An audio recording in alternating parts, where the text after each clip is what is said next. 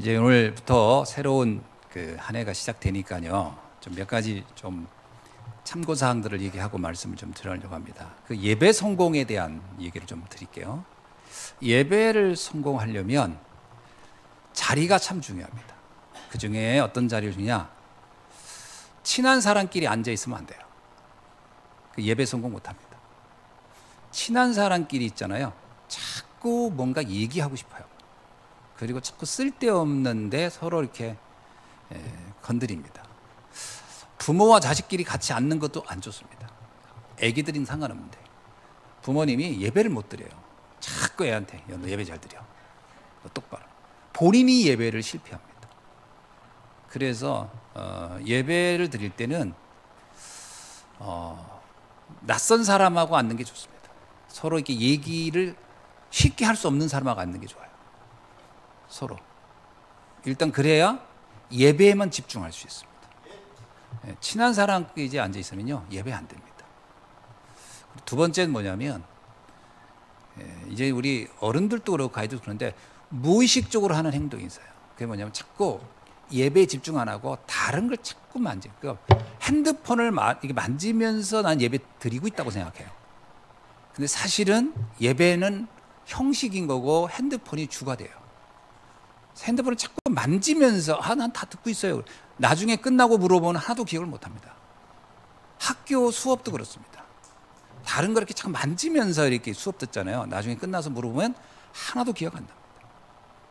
그리고 본인 뭐라면 난 다 들었는데 들었지만 점수는 바닥을 길 겁니다.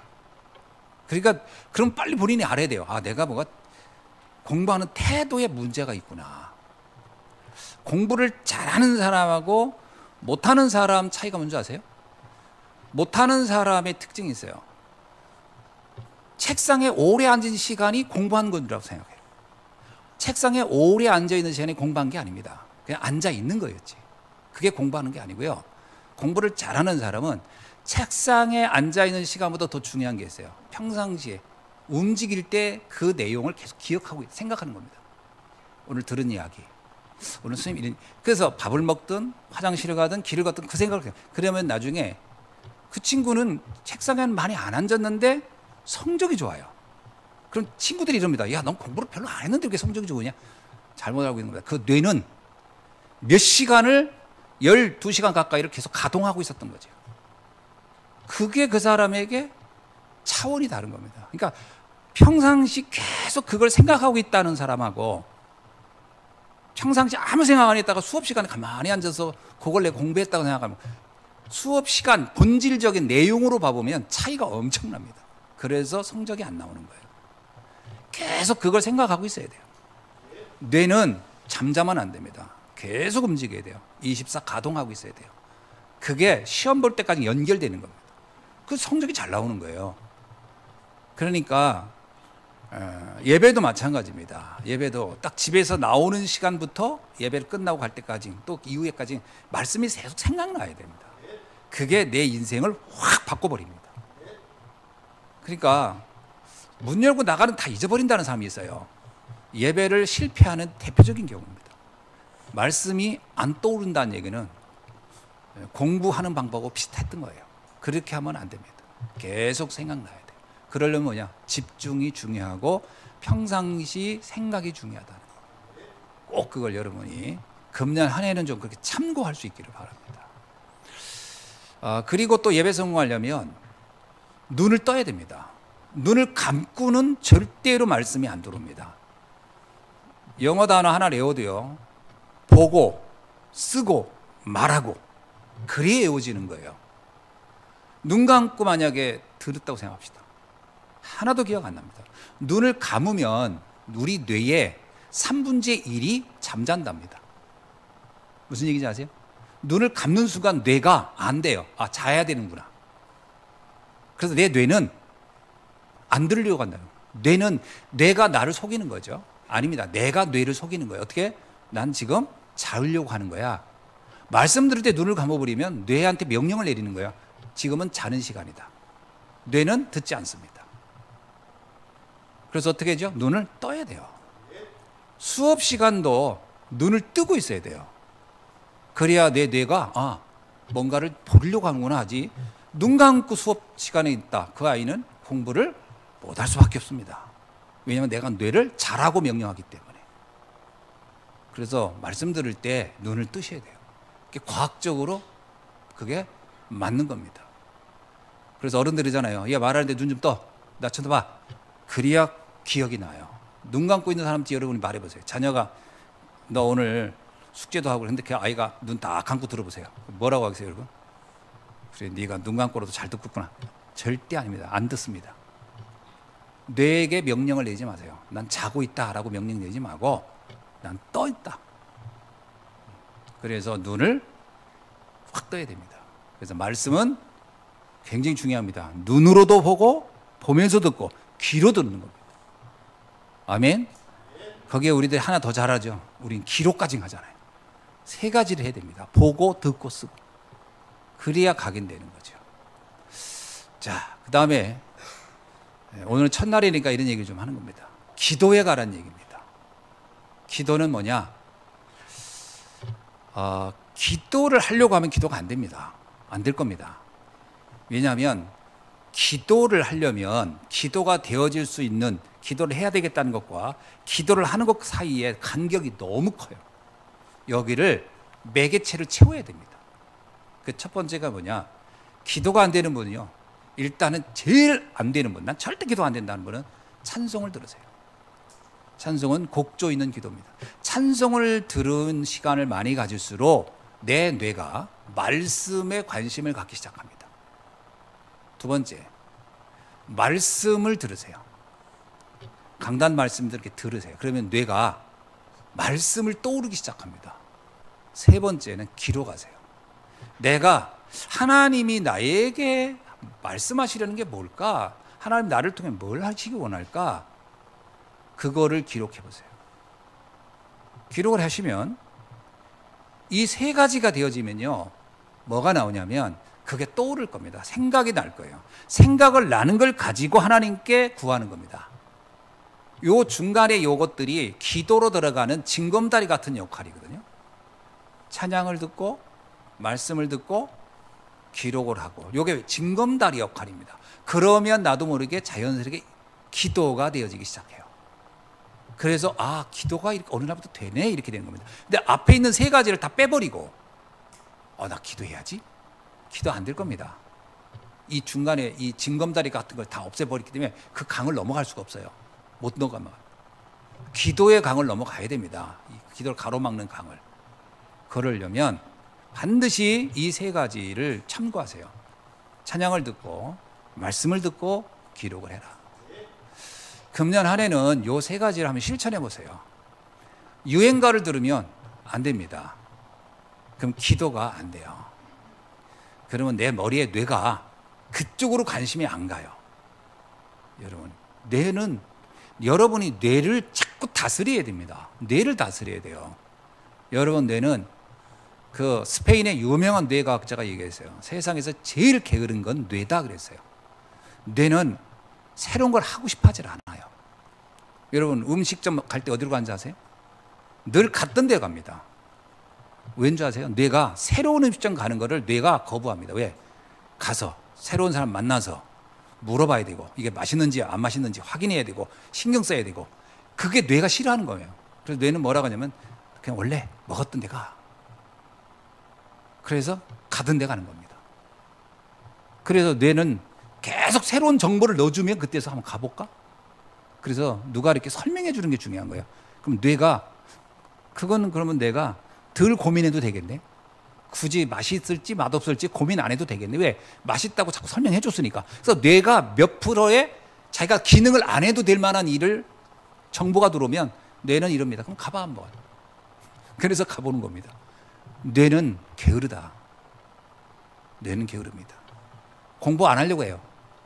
그래서 옆에서 누가 막 얘기해 줘야 돼요. 공부하라, 공부하라. 이건 이렇게 하고 이렇게. 그럼 뇌가요, 그럼 한번 해볼까? 뇌는, 뇌가 제일 좋아하는 게 뭔지 아세요? 잠자는 겁니다. 뇌는 자는 걸 좋아해요. 아무것도 안 하는 걸 좋아합니다. 뇌는 너무 피곤하기 때문에. 그래서 여러분, 뇌를 속여라. 어떻게? 의도적으로. 그래서 말씀 듣고 기도하고 하는 것도 여러분이 도전해야 됩니다. 그래서 금년 한 해는 승리하는 한 해가 되길 바랍니다. 네. 자, 오늘 말씀을 한번 살펴보겠습니다. 오늘이 원단 메시지, 우리 교회의 원단 메시지입니다. 금년 한 해 붙잡고 갈 말씀이죠. 저 뒤에 너무 잘 써 있어요. 주의 손이 함께하는 교회. 아주 눈에 확 들어오도록 뒤에다 붙여놨는데 글씨가 너무 많아서 나도 심란해요. 근데 돈 들여서 해놨으니까 그냥 전반기까지는 좀 이렇게 해놓고 후반기에는 조금 글씨 배치를 좀 바꿔야 되겠어요. 자, 손이 함께한다는 말이 무슨 뜻일까요? 손이 함께한다. 영적인 하나님을 육신적인 표현으로 설명해 놓은 겁니다. 그렇죠? 하나님의 손이 있나요? 하나님의 손이 어떻게 생겼어요? 그래서 하나님의 손이, 주의 손이 함께한다 이 말은 보좌의 역사를 설명하는 겁니다. 하늘에 하나님이 하시는 역사를 그렇게 표현한 거예요. 굉장히 시적으로 표현한 겁니다. 이게 누가의 일종의 문학적 상상력이에요. 하나님의 역사를 마치 사람의 손으로 뭔가를 막 만들어준 거예요. 여러분, 주의 발이 함께한다. 너무 이상하잖아요. 발로 할 수 있는 일이 많지가 않아요. 근데 주의 손은 굉장히 정교합니다. 많은 것들을 만들어줄 수 있어요. 그래서 주의 손이 함께한다는 얘기는 뭐예요? 우리의 인생을 굉장히 정교하게 함께 도와주신다라는 의미를 담고 있는 겁니다. 자, 그래서 주의 손이 함께한 현장을 한번 살펴보겠습니다. 성경에 보면 주님이 어떻게 도왔는가? 요셉의 경우입니다. 창세기 39장 2절로 3절에 보면 여호와께서 요셉과 함께 하심으로 그가 형통한 자가 되어 그의 주인 애굽 사람의 집에 있으니 그의 주인이 여호와께서 그와 함께 하심을 보며 또 여호와께서 그의 범사에 형통하게 하심을 보았더라. 요셉의 삶의 범사에 형통하게 하시는 하나님의 역사를 보았다는 거예요. 이게 바로 주의 손이 함께하는 방식입니다. 모세의 경우를 한번 봅시다. 출애굽기 13장 21절로 22절에 보니까 여호와께서 그들 앞에서 가심에 낮에는 구름 기둥으로 그들의 길을 인도하시고 밤에는 불 기둥으로 그들을 비추시사 낮에나 밤에나 진행하게 하시니 낮에는 구름 기둥 밤에는 불 기둥을 백성 앞에서 떠나지 아니하시니라. 하나님께서 이스라엘 백성을 섬세하게 불 기둥과 구름 기둥으로 인도했다. 이게 주의 손이 함께하는 방식입니다. 미스바 운동 때의 이야기입니다. 사무엘상 7장 20절에 보니까 사무엘이 미스바에서 번제를 드리려 할 때 블레셋 사람들이 이스라엘과 싸우려고 가까이 오매 그날에 여호와께서 블레셋 사람에게 큰 우레를 바라매 그들이 어렵게 하시니 그들이 이스라엘 앞에서 패한지라. 이스라엘 백성이 미스바에 모여서 예배드리니까 그때 블레셋이 요때다. 요놈들 모여있는 요때 우리가 쳐들어가서 싹 그냥 몰살시키자. 그리고 블레셋이 그때 쳐돌았다는 거예요. 그런데 하나님이 어떻게 한다? 그날 밤에 우레를 바라여 쳐돌았던 블레셋을 패하게 했다. 하나님이 보좌의 역사로 이들을 지키신 겁니다. 히스기야 왕의 경우를 한번 봅시다. 열왕기하 19장 35절. 히스기야 왕이 아수르의 침공을 받아서 아무런 준비가 안 돼 있었어요. 마치 우크라이나가 러시아에 침공받았을 때 아무런 준비가 안 돼 있는 것처럼 침공을 받은 거예요. 그날 밤에 여호와의 사자가 나타나 아수르 진영에 군사 18만 5천 명을 치니 아침에 일찍 일어나 보니 다 송장이 되었더라. 그날 밤에 주의 손이 히스기야 왕이 간절히 하나님께 기도할 때에 아수르 군대 18만 5천을 완전히 송장으로 만들어버리는 역사가 있었습니다. 주의 손이 그들과 함께. 초대교회 때는 보세요.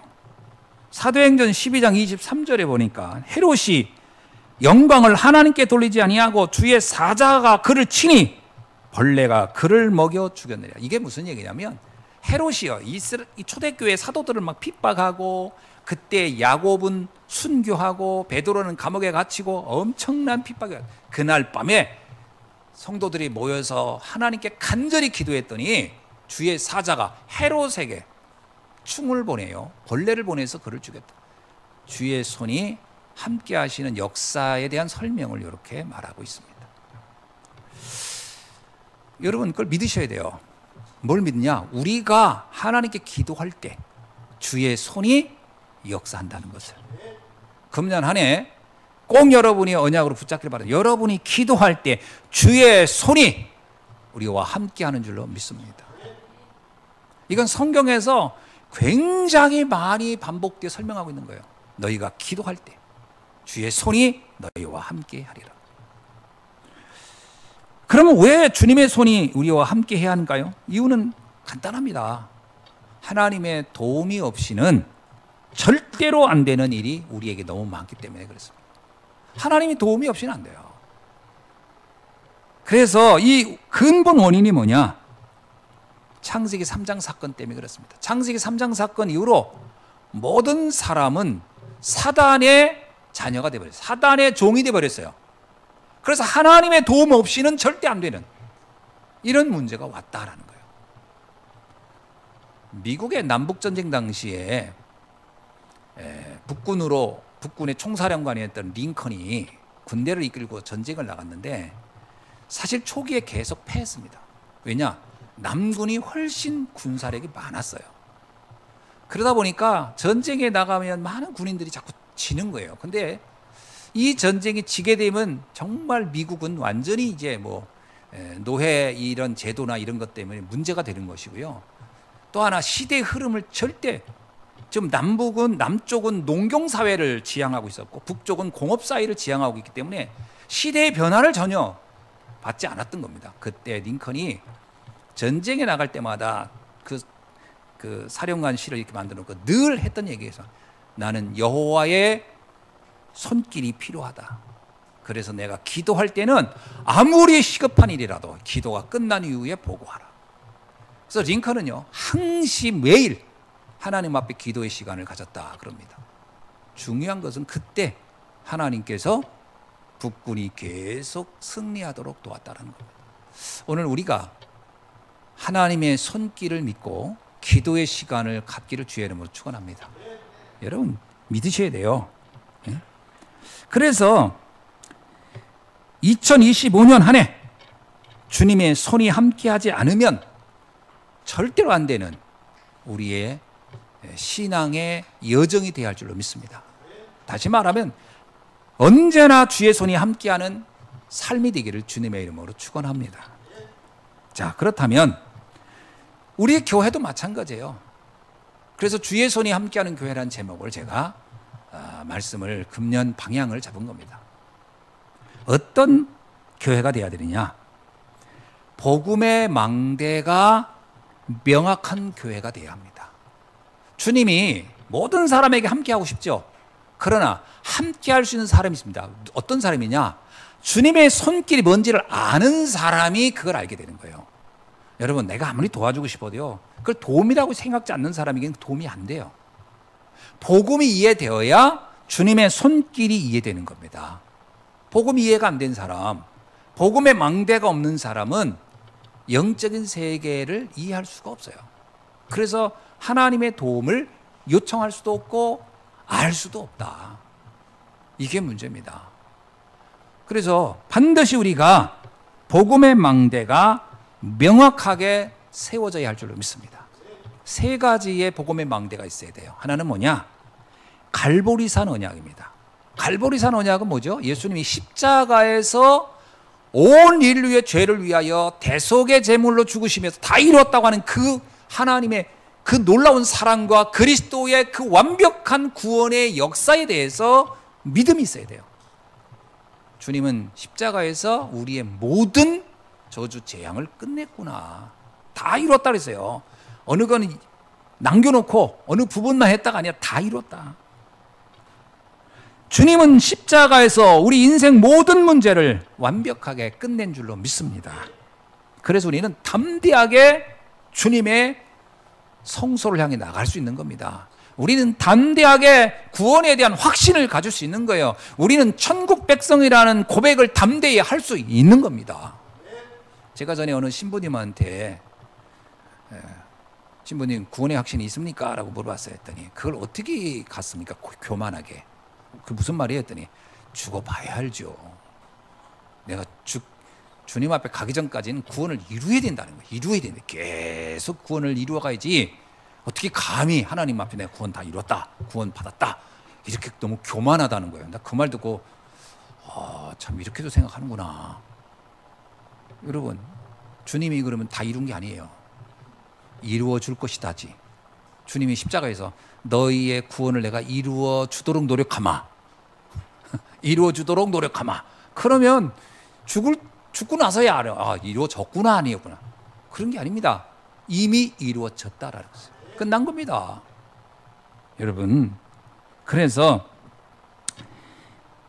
여기에 답이 안 나면 조금만 문제를 만나도 방황하고 갈등하고 무너집니다. 결론이 안 나기 때문에. 뭔가 해결이 안 됐다고 생각하는 거 아닙니다. 끝난 겁니다. 끝났는데 그럼 문제는 뭔가요? 거기에는 하나님이 숨겨놓은 축복이 계획이 있는 거예요. 요셉은 확신했습니다. 내 인생 문제는 끝났다. 그런데 요셉에게 노예로 가는 문제가 왔어요. 그럼 그 문제는 재앙입니까? 아니에요. 그거는 더 큰 축복으로 가는 발판이었어요.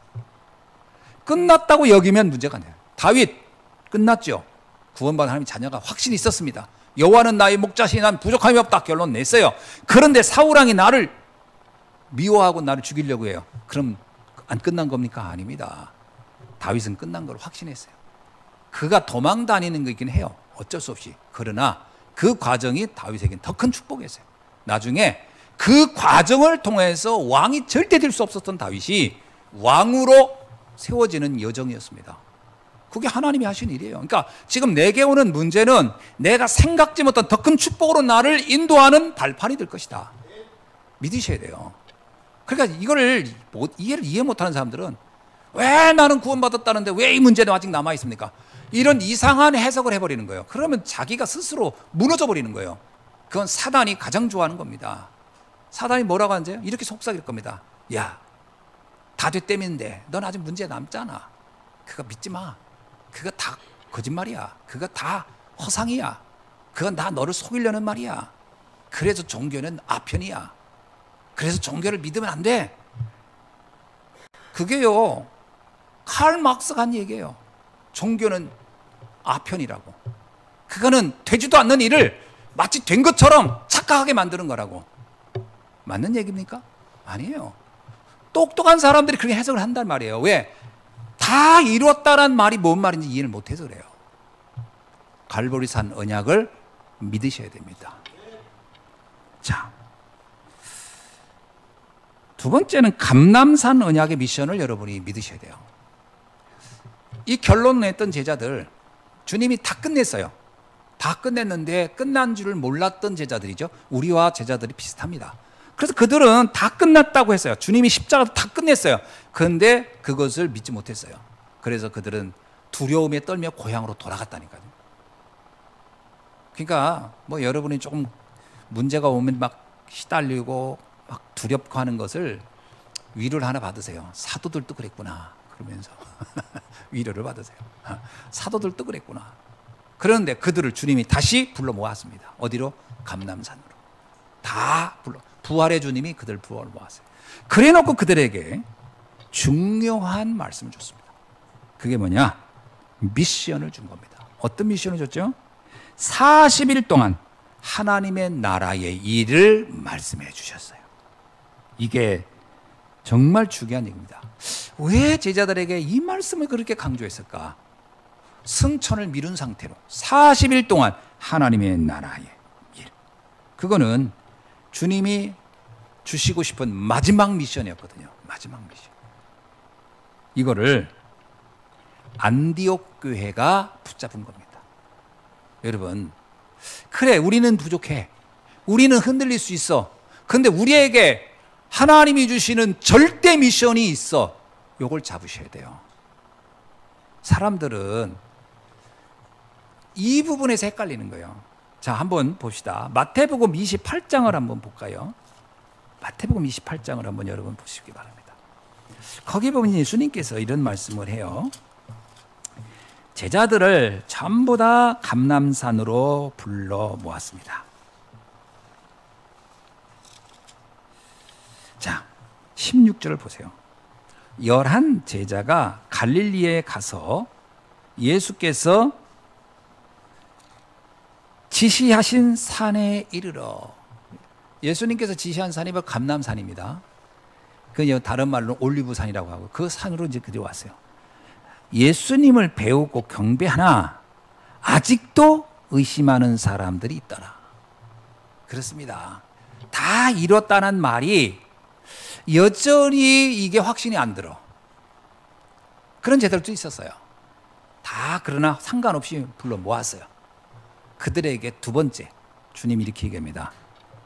예수께서 나와 말씀하여 이르시되 하늘과 땅의 모든 권세를 내게 주셨으니 그러므로 너희는 가서 모든 민족을 제자로 삼아 아버지와 아들과 성령의 이름으로 세례를 베풀라.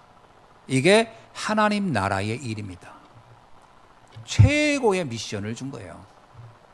의심하고 있는데, 연약하다고 여기고 있는데, 내가 과연 할 수 있을까 하고 있는데, 나는 능력이 안 돼요 라고 하고 있는 그들에게 미션을 준 거예요.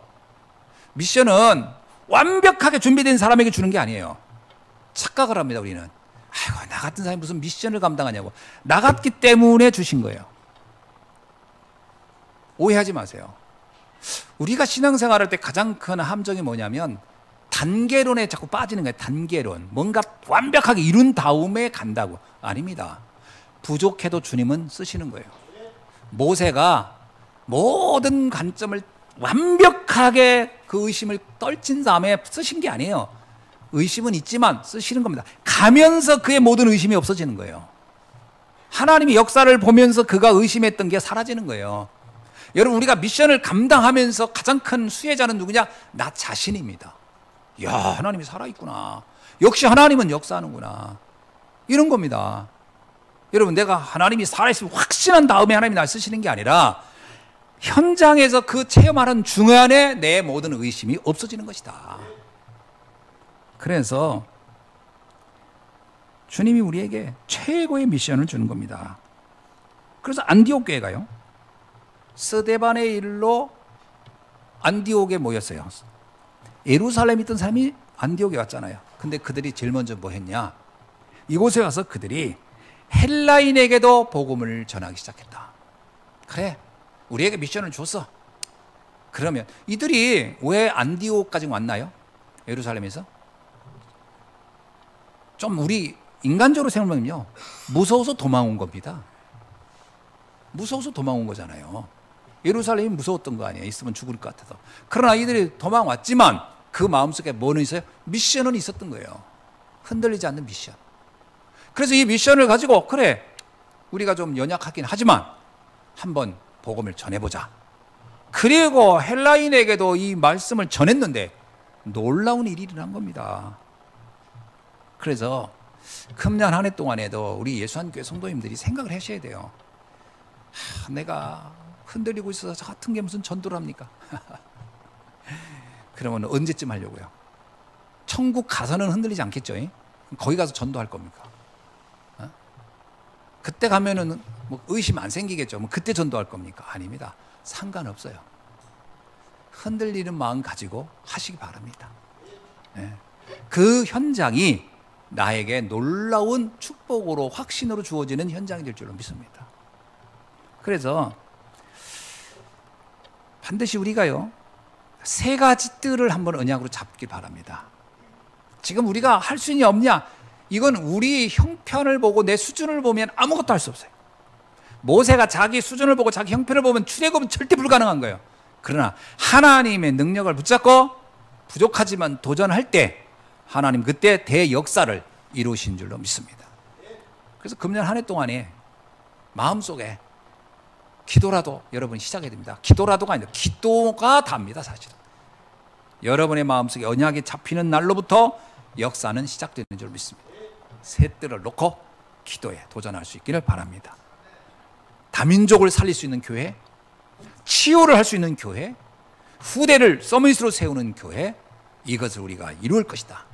반드시 하나님이 이걸 원하신다. 우리는 이 응답을 받을 것이다. 이것을 여러분의 가슴속에 담고 기도가 시작되기를 주님의 이름으로 축원합니다.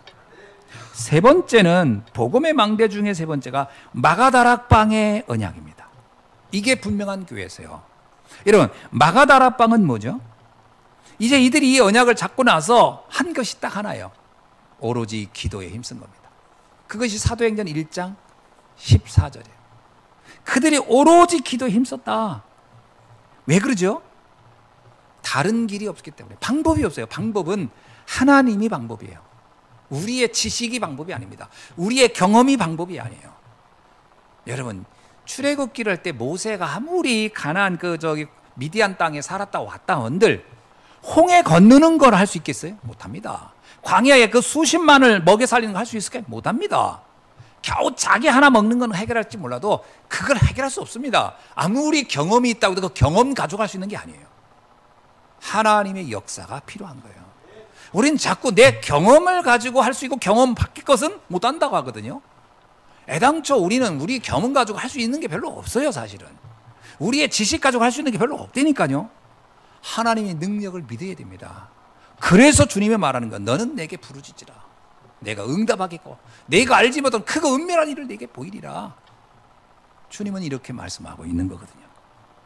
그래서 그는 오로지 기도에 힘썼다는 얘기는 뭐예요? 다른 길을 생각하지 않았다. 오로지 기도에 힘쓴 거예요. 하나님의 능력만이 답이라고 확신했던 거죠. 그래서 기도가 최고의 능력이요 최고의 응답이라고 여기는 것, 이것이 바로 우리가 붙잡아야 할 마가다락방의 언약인 줄로 믿습니다. 그런데 최고의 능력은 기도입니다. 최고의 방법도 기도예요. 성령이 역사해야 돼요. 다른 길이 없습니다. 그래서 우리가 의외로 다른 방법은 다 쓰면서 기도는 하지 않는 거예요. 그래서 최고의 방법은 땅에 묻어놓고 최악의 방법을 가지고 뭘 좀 해보려고 하니까 안 되는 거예요. 방법을 바꾸셔야 돼요. 하나님이 주신 최고의 방법, 최고의 능력, 최고의 힘, 그 권세를 가지고 여러분이 금년 한 해를 승리할 수 있기를 주의 이름으로 축원합니다. 기도할 수 있으면 다 할 수 있는 거예요. 그래서 주님도 우리에게 너는 내게 부르짖으라 이렇게 말씀하셨어요. 그래서 우리가 사실은 금년 한 해 동안 여러분의 빛의 경제 응답을 받으셔야 되거든요. 교회 살리는 빛의 경제, 선교할 수 있는 빛의 경제, 후대 살리는 빛의 경제. 근데 지금 우리 수준을 보세요. 빛의 경제를 받을 수 있나요? 우리 수준으로는요, 늘 경제가 고민거리예요.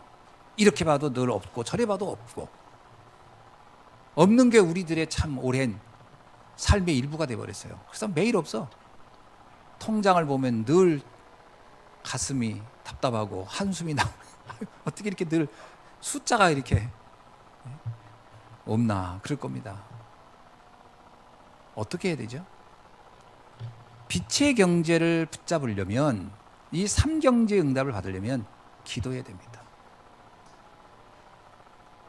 집중 기도해야 돼요. 하나님, 저에게 빛의 경제 응답을 허락하여 주옵소서.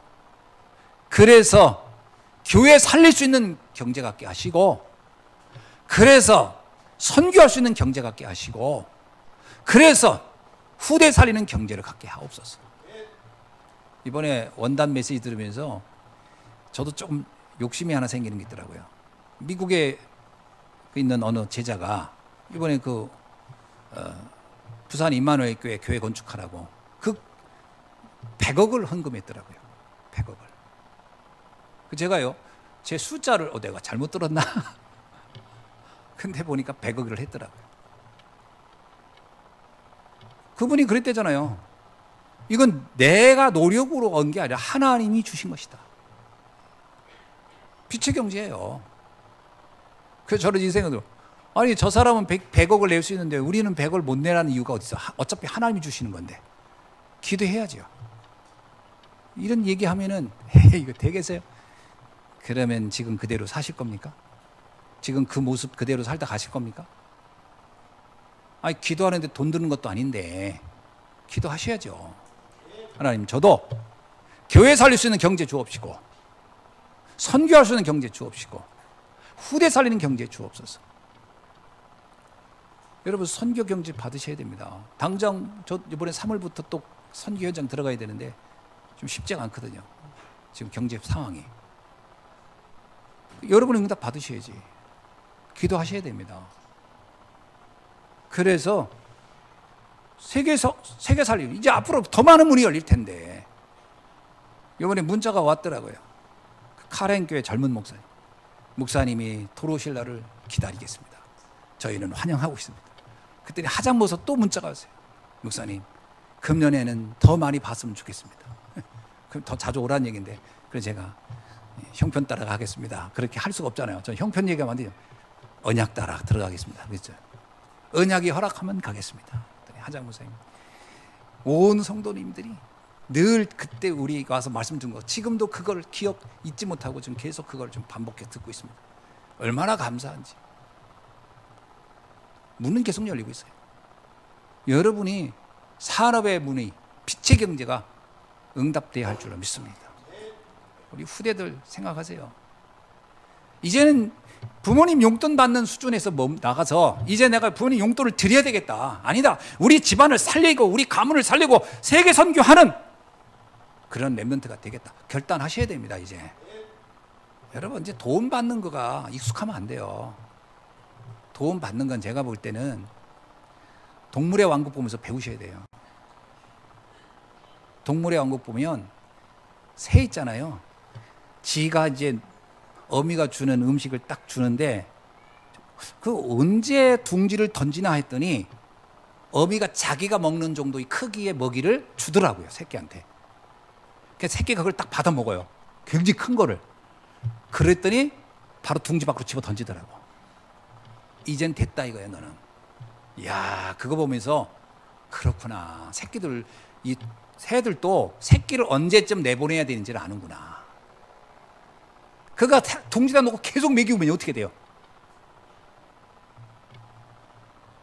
그 다음 또 새끼를 낳아야 되고 또 보내야 되는데 걔들이 다 차지하고 있으면 안 되잖아. 그러니까 내버리니까 발로 받아 차가지고 떠나야 됩니다.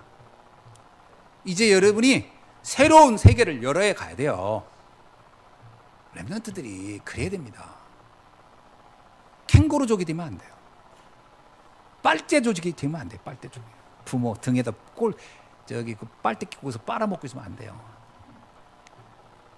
이제는 교회 살리고 선교 현장 살리고 후대 살리는 렘넌트가 또 후대 살려야 됩니다. 후대 살리는. 그래서 앞으로 우리 렘넌트들은요, 우리 후대를 위해서 막 장학제도도 만들고 해야 돼요. 그래서 좀 공부하고 싶은데 돈이 없다. 여러분이 내년 장학금으로 보내기도 하고, 그리고 막 세계 돌아다니면서 캠프 할 수 있도록, 비전 트립 할 수 있도록 후원도 해주고 키워야 됩니다, 여러분이. 이제 여러분이 키워야 돼요. 아멘? 할렐루야? 네.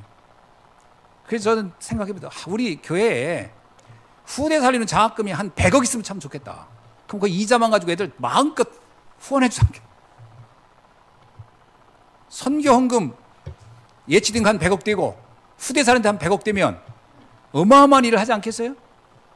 그런 야무진 꿈을 가지고 기도해야지. 아멘? 이게 마가다락방 언약입니다. 이게 마가다락방 언약이에요.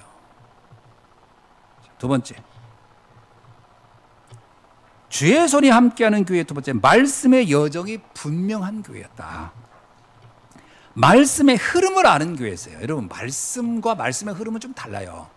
말씀은 성경에 기록된 거지고요. 흐름은 뭐냐면 그게 지금 우리에게 무엇을 요청하는지를 아는 겁니다. 그래서 말씀의 흐름을 알아야 돼요. 여러분, 아담 때는 여자의 후손이 필요한 겁니다. 그게 되게 중요한 거예요. 여자의 후손, 뱀의 머리를. 노아 때는요, 방주 만드는 언약이 있어야 돼요. 모세 때는요, 세절기, 유월절, 오순절, 수장절, 이 비밀을 알고 있어야 돼요. 이사야 때는요, 임마누엘의 비밀이 있어야 돼요. 그리고 다윗 때는요, 성전 건축의 언약이 있어야 돼요. 그리고 초대교회 때는 예수 그리스도요. 바울은요, 전 세계 지교회, 그리고 로마 복음화. 이게 그 말씀의 흐름이란 말이에요. 말씀은 그 시대마다 요청하는 게 있단 말이에요. 지금 시대의 말씀의 흐름은 뭐죠? 3단체를 살리는, 셋들 있는 교회 세우라는 거예요. 다민족 시대가 왔습니다. 지금 하는 사이에 제가요, 중학교 때까지만 해도요, 외국인들을 정말 보기 어려웠어요. 제가 초등학교 때는 외국인들 가면 이랬어요. 저기 코쟁이 간다. 저기 깜둥이 간다. 그때는 인종차별이 뭔지도 모르고 그런 개념이 없어져. 왜? 너무나 낯선 사람들이야. 그러니까 까만 사람 오면 깜둥이라고 했고 그냥 그런 줄 알았다니까. 코 큰 사람은 그러니까 코쟁이라고 했던 거예요. 왜냐면 어떤 인종차별이니 뭐 이런 개념이 아니에요. 그냥 직관적으로 그냥 보는 대로 설명한 거예요. 그냥. 왜? 그때는요, 뭐 감나무 밑에 사는 애들은 감나무집 아들 이런 식으로 그냥 보는 대로 설명하는 거야. 왜? 너무나 낯선 세계니까. 요즘은 어때요? 주변이 다 외국인들이 와 있어요. 어마어마한 겁니다. 이게 앞으로는 더 이제 우리나라의 국민의 거의 몇 프로를 차지할 겁니다. 당연한 시대예요. 그런 시대가 온 겁니다. 우리가 눈 깜짝할 사이에 온 거예요. 이 시대를 준비해야 돼요. 다민족 시대 준비해야 됩니다. 그게 말씀의 흐름이에요. 그리고 사람들이 옛날처럼요, 그렇게 옛날에는 그렇게 뭐 우울증 때문에 자살한다 뭐 이런 게 없었거든요. 요즘은요, 자살이 얼마나 많아요. 다 먹고 살만한데 죽는 거예요. 마음의 병, 이런 병, 정신적인 질병, 이게 너무 많은 시대가 된 거예요. 어느 초등학교 얘기하더라고요. 학급 수는 줄어들었대. 옛날에 비해서 엄청나게. 근데 문제와 반은 엄청 늘었다는 거예요. 심각한 거예요. 옛날에는 반에 10반 정도 되면 문제 아이들은요, 한 반이 될까 말까. 요즘은요, 반은 한 5반으로 줄었는데 문제와 반은 3반 이렇게 된대. 왜 이럴까요? 심각한 겁니다, 지금. 질병시대. 질병시대를 치유할 수 있는 일이 교회가 해야 됩니다. 이거 우리가 해야 되는 거거든요. 그 다음에 후대들이 지금 말도 못하게 방황하고 있어요. 지금 참 나는 그 생각이 드는데, 아이들이 밖에 나가서 뛰어노는 거 이런 건 아예 상상도 못해. 다 집안에서 그냥 핸드폰 보고 세월을 다 보내고 있는 거예요. 그래서 저 핸드폰 만든 놈이 저 보통 놈이 아니다. 저거 스티브 잡스 지는 만들어 놓고 자기는 죽어버리고 말았지만 저 큰일 날 일이다. 사람들을 다 바보로 만들고 있어요. 싹 바보로 만들고. 책을 안 읽어. 상상력이라는 게 없어요. 꿈도 없어요. 가상세계 들어가서 그거 하고 그냥 세월을 다 보내고 있는 거예요. 큰일 났습니다. 책을 안 읽어요. 왜냐, 책 읽는 뇌 능력이 안 생겨서. 뇌에도 근육이 있거든요. 책 읽는 근육이 있어야 되거든요. 책을 펼치면 이걸 읽고 가는 힘이 있어야 되는데 한 장을 못 읽을 거예요. 2장째면 덮어버려. 재미없다고. 책은 읽을수록 재미있는 거거든요. 제가 옛날에 바람과 함께 사라지다는 책을 읽었거든요. 쫙 있는데 마지막으로 가니까 더 드라마틱해요. 근데 갑자기 그냥 바람처럼 사라지고 끝나. 이야, 뭐 작가가 뭐 글을 이렇게 썼지? 야, 이 편 없나? 너무 아쉬운 거예요. 상상력을 가지고. 그러다가 영화를 봤어요. 바람과 함께 너무 재미없는 거예요. 아니, 저렇게 재미있는 책을 저렇게 재미없게 만들 수가 있나? 책이 훨씬 재미있는 겁니다. 폭풍의 언덕이라는 책도 읽었어요. 이야, 진짜 막 상상을 하면서, 폭풍의 언덕 영화가 나와서 봤어요. 이야, 이건 100분의 1도 안 돼. 너무 재미없는 거예요. 정말 중요한 거 탁 잘라내고 줄거리 중심으로. 그게 하나도 재미없는 거예요. 거기에 있는 인생의 그 인간의 심오한 그 영적 세계와 그 고민과 이걸 설명을 하나도 다 빼버리니까, 이야, 이런 거구나. 영상이라는 게 사람을 바보로 만드는구나. 요즘은요, 만화로 된 거 읽고서 읽었다고 하더라고. 삼국지를 만화로 보고 읽었대. 참나 황당해서. 여러분, 삼국지 그게 얼마나 재밌는지 아세요? 그거 엄청납니다. 그거 읽어갈수록 그 삼국지 읽을 때 난 옆에다 노트 펼쳐놓고요. 거기다가 그 인물들 다 써놓고 특징 써놓고, 왜냐면 인물이 너무 많이 나오니까 읽다가 보면서 이렇게 보고 그러면 이게 막 입체적으로 나중에는요 막 너무 재미난 거예요.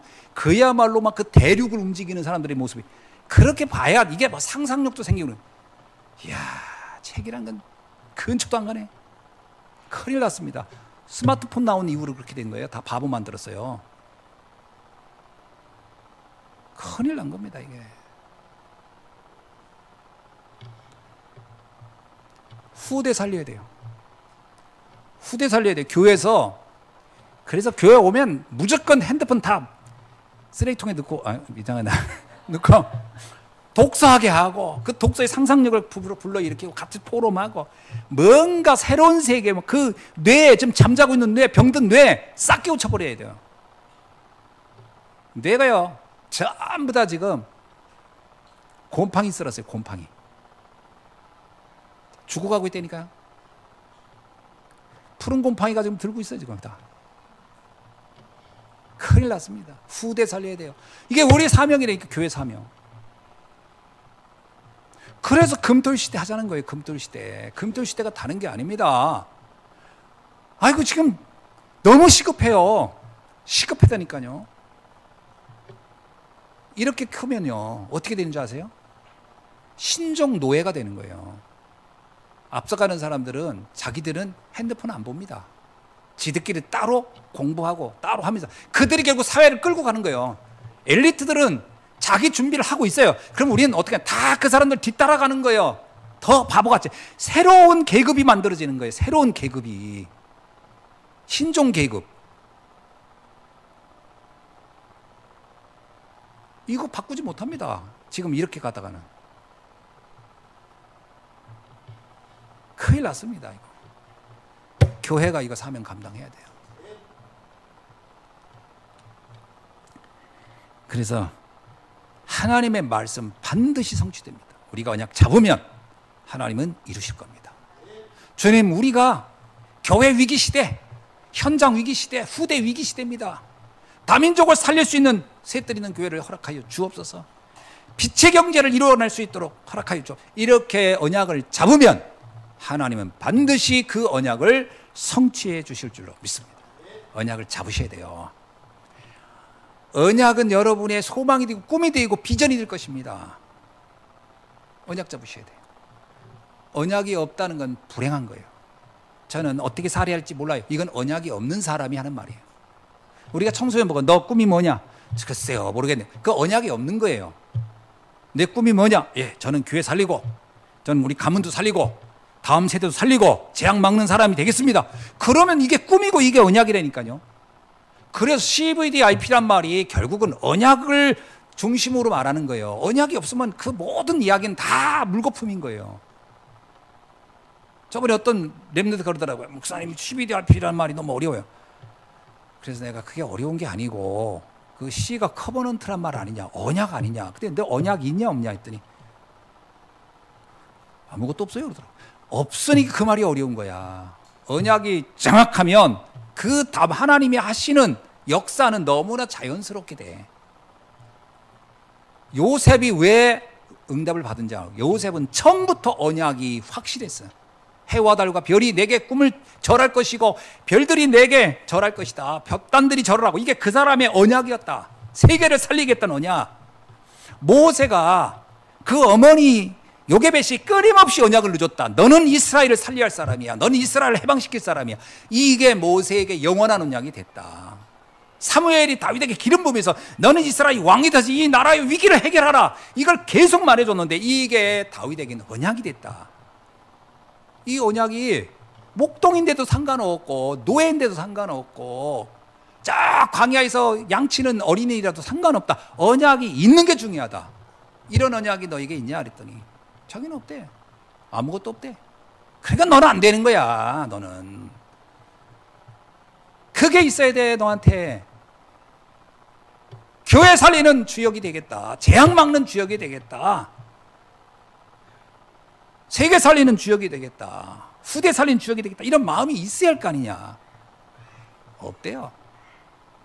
자기는 그냥 새끼 밥이나 먹다가 그냥 그렇게 간대. 할 말이 없더라고요. 그래, 너는 인생이 노예처럼 살다 갈 것이다. 그러면 그거 바꿔야 된다. 그 예수님 말한 거예요. 무엇을 먹고 마시고 입을까? 그것을 꿈을 잡지 말라. 그건 언약이 아니에요. 언약은 뭐냐? 그의 나라와 의를 위하여 살라. 그게 언약입니다. 이것이 우리 교회에 2025년 붙잡아야 할 언약인 줄로 믿습니다. 네. 그래서 2025년도에 여러분 잡으셔야 돼요. 교회 살리는, 지금 전 세계 교회가 다 무너지고 있어요. 교회 살리는 주역이 되겠다. 셋들을 회복하는 주역이 되겠다. 그리고 237 5천 종족 살리는 주역이 되겠다. 이 말씀을 굳게 언약으로 붙잡길 주여 여러분 축원합니다. 마지막입니다. 선교의 이정표가 확실한 교회입니다. 안디옥 교회가요, 참 하나님의 은혜지요. 유대교의 한계를 뛰어넘었어요.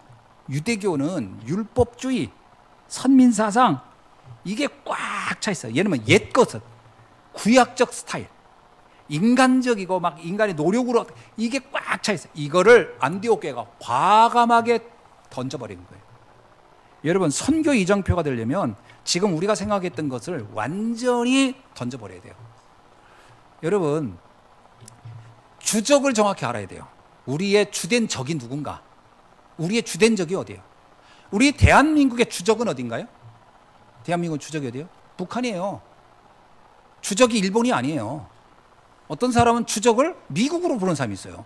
미제국주의는 물러가라. 그 사람은 주적을 미국으로 본 거거든요. 그래서 그 위험한 거예요. 북한은 우리와 한 동포래. 적이 누구냐 그랬더니 미국이고 북한은 우리 형패. 그 사람들이 정말 심각한 거예요. 주적을 누구로 보냐 하는 게 되게 중요하거든요. 신앙인들이 주적을 어떻게 보냐면요, 내 개인 먹고 사는 거, 그거 힘들게 하는 거, 나를 괴롭힌 거, 내 상처, 그게 주적이면 곤란합니다. 여러분, 요셉이 자기 주적을 형들로 봤으면 어떻게 됐을까요? 다윗이 주적을 사울왕으로 봤으면 어떻게 됐을까요? 인생 별거 아닙니다. 물론 복수는 했겠지만 별거 아니에요. 주적을 바꿔야 돼요. 어떻게 바꿨죠? 요셉은 애굽의 문화를 바꿔야 되겠다. 거기에서 오는 문제가 더 문제다. 주적을 바꾼 거예요. 사울은, 다윗은요, 이스라엘을 살려야 되겠다. 이스라엘에 무너지고 있는 이 블레셋의 문제가 우리의 주적이다. 다윗은 사울왕을 주적으로 보지 않고 블레셋을 봤어요. 요셉은 형들이 아니고 그 시대에 애굽으로 봤어요. 주적을 바꿔야 돼요. 우리가 전도운동하는 사람들이라면 주적이 뭐예요? 우리는 지금 공중권세 잡은 자예요. 세상 흑암문화를 붙잡고 있는 사단이에요. 그리고 3단체 얘기를 왜 하는 줄 아세요? 주적을 정확히 보라는 거예요. 3단체 그 문화를 가지고 프리메이슨, 뉘에지, 유대인, 우리는 프리메이슨 만나본 적도 없고 뉘에지 어떤 사람인지 만나보지도 않았지만 그게 주적인 거는 알아야 돼요. 우리의 주적이 누구냐?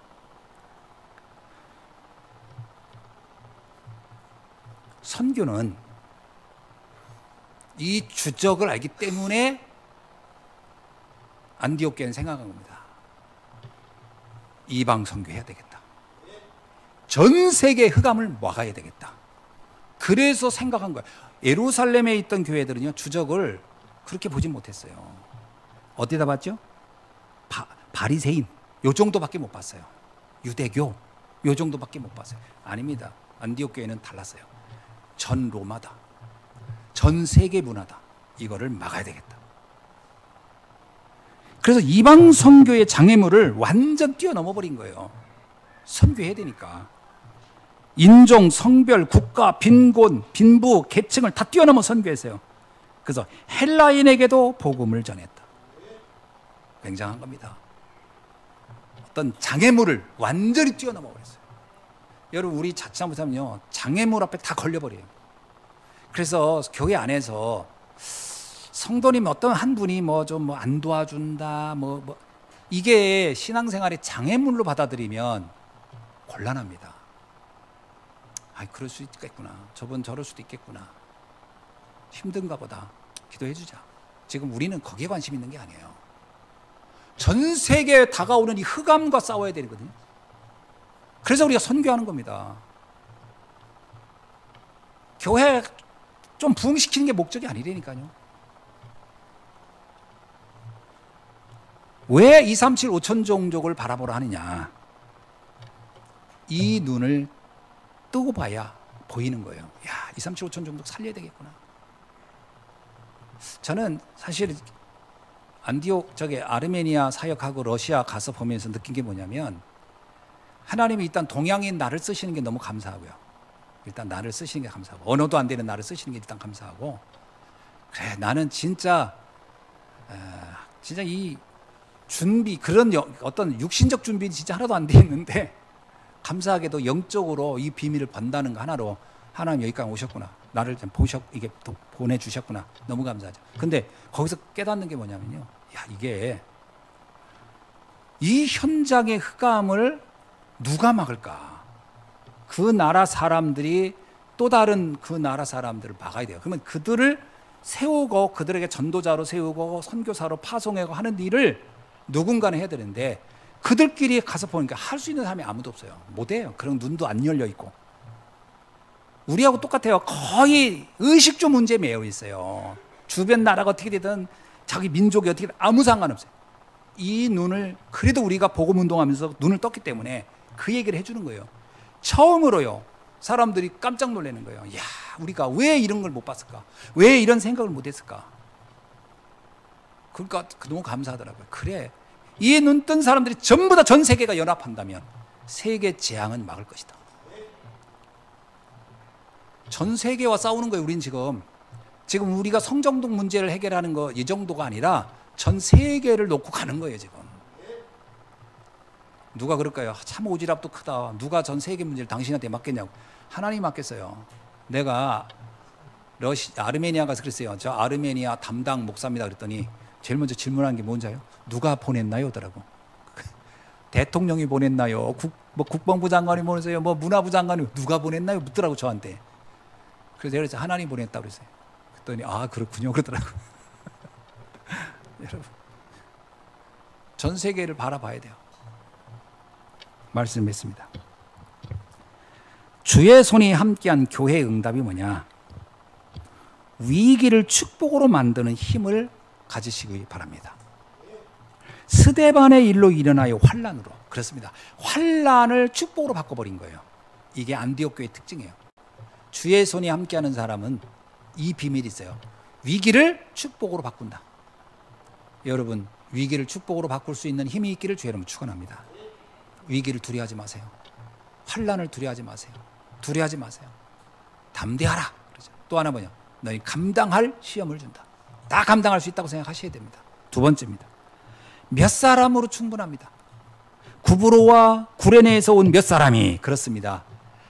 여러분, 예루살렘에서 내려온 사람들이 한 게 아니에요. 사실은 예루살렘에서 내려온 사람이 이방 선교 시작한 게 아니고요, 반대로 구브로와 구레네에서 온 사람들이 그걸 시작했어요. 사실 몇 사람이. 그러자 예루살렘에서 온 사람들이 이거 되는 거구나, 이거 하나님 뜻이구나, 그러면서 그들이 합력한 거예요. 그들이 거기에 동참하기 시작한 거예요. 여러분, 몇 사람이면 됩니다. 우리가 자꾸 어떤 생각하죠? 다 같이 해야 된다. 다 같이 할 필요 없어요. 다 누가 도와줘야 전합니다.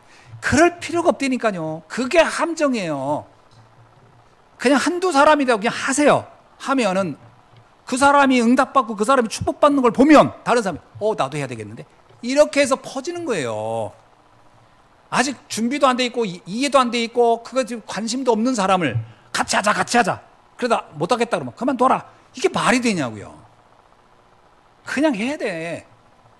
그냥 깃발을 들으세요. 나 혼자 깃발을 들으세요. 앞서가는 사람은 길을 여는 사람이고 그가 선구자예요. 선구자는 많지 않습니다. 언제나 선구자는 소수예요. 창조적 소수. 깃발 드는 몇 사람만 있어도 2025년도 대역사를 이룰 줄로 믿습니다. 그 몇 사람 중에 여러분이 되기를 주의 이름으로 축원합니다. 마지막, 반드시 세계복음화 해야 되니까 부흥의 역사가 일어납니다. 여기 보니까 수많은 사람이 믿고 죽게 돌아오더라. 그렇습니다. 수많은 사람이 어느 날, 야, 이런 거구나. 그리고 동참하는 날이 옵니다. 그 날이 온다니까요. 지금은 아니에요. 그 날이 와요. 수많은 사람들이 믿고 죽게 돌아오는 그날. 오늘 이 축복이 2025년 한 해 우리 예수한교회 모든 성도님들 통해 응답되기를 주의 이름으로 축원합니다.